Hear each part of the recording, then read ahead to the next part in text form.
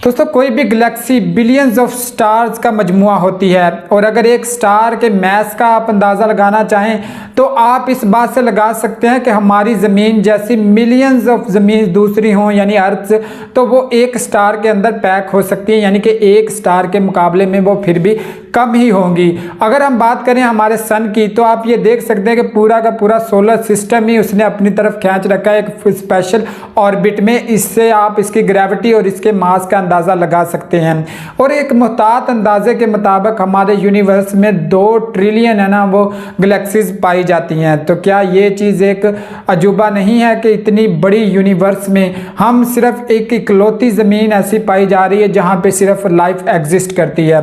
आज की इस वीडियो में मैं आपको कुछ इंटरेस्टिंग प्लैनेट्स के बारे में बताने जा रहा हूँ कि हमारी यूनिवर्स हमारी गैलेक्सीज में एक कुछ ऐसे प्लैनेट्स भी हैं जिन्हें हम डेड प्लैनेट्स भी कहते हैं और इनकी इंटरेस्टिंग फैक्ट्स ऐसे हैं जो आपको हैरान कर देंगे।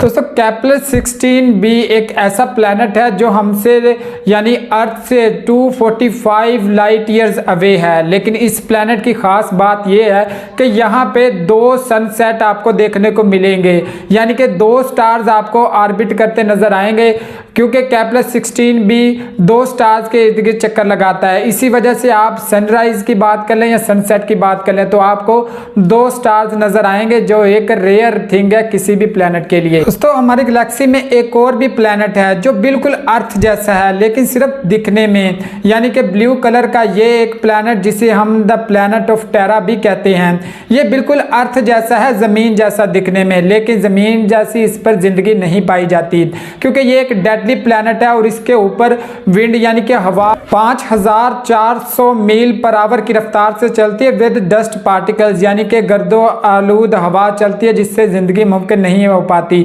जो साउंड की स्पीड से 7 गुना ज़्यादा तेज़ हवा वहाँ चलती है।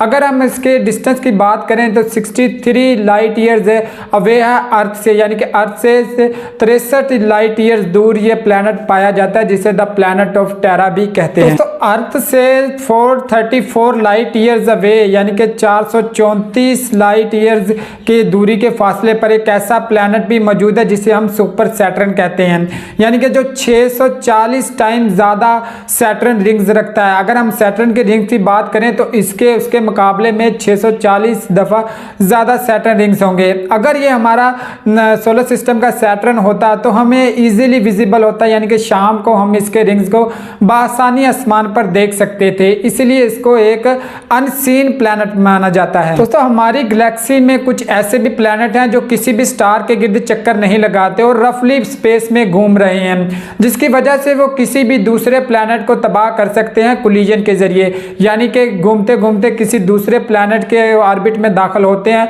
और उससे टकराकर खुद भी तबाह हो जाते हैं और दूसरों को भी तबाह करते हैं। ऐसे प्लैनेट्स को रफ प्लैनेट्स कहा जाता है और यहाँ पे जिंदगी का वजूद मुमकिन नहीं होता क्योंकि ये गैस ज्वाइंट की तरह होते हैं, बहुत सारी गैसेस का मजमुआ यहाँ पर पाया जाता है। इस तरह के और भी बहुत सारे ऐसे प्लैनेट्स हैं जो हमारे अर्थ में घूम रहे हैं, जिनकी जो ट्रेजेडीज हैं, जिनके जो मामलात हैं वो बहुत ज़्यादा अलग हैं दूसरे प्लैनेट्स के ज़रिए से।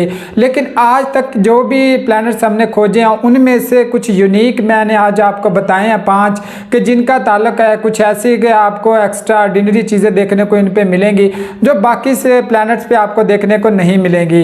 वीडियो आपको कैसी लगी कमेंट्स बॉक्स में ज़रूर बताइएगा और चैनल को सब्सक्राइब लाजमी कर दीजिएगा। अल्लाह हाफिज़।